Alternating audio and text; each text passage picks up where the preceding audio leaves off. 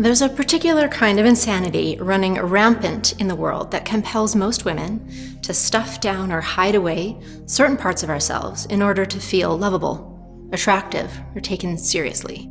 And as a result, we as women remain unfulfilled, hurting, and at war with ourselves. The war sounds like, I hate my body. Anything that I really want must be bad for me. I'm always running, striving, numbing. I feel crazy, too sensitive, too big, too much. My war started when I was 17 and I got a scholarship to study dance. And I knew that to make it in a man's world, as a dancer and as a woman, I needed to be on all the time, thin, pretty, pleasing, and tough. So I whittled myself down to a painfully thin 90 pounds.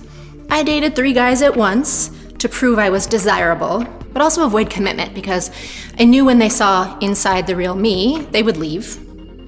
I put on a brave face by day and pretended the rejections of auditions didn't get to me.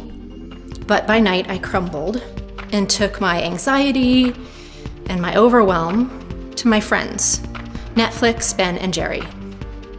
And when this lifestyle backfired, as it always does when it's not kind or mindful or sustainable, I did what most women do. I doubled down on the war. And then 10 years later, I heard this from one of my mentors. When you're at war with yourself and you win, who loses?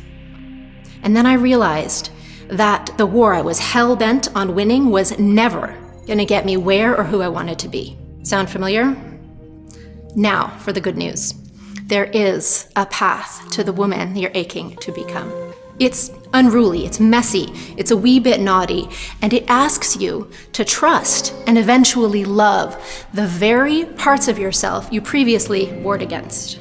In this world built for the masculine in all of us, this path asks you to use your sensuous, desirous, wildly feeling feminine body as a trustworthy and steadfast compass.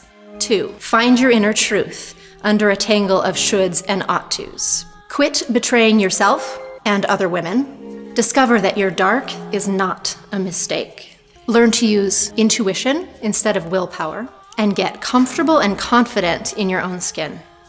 Look, there is nothing wrong with the masculine in all of us. It's just that we as women must learn to embrace and cultivate our feminine strengths.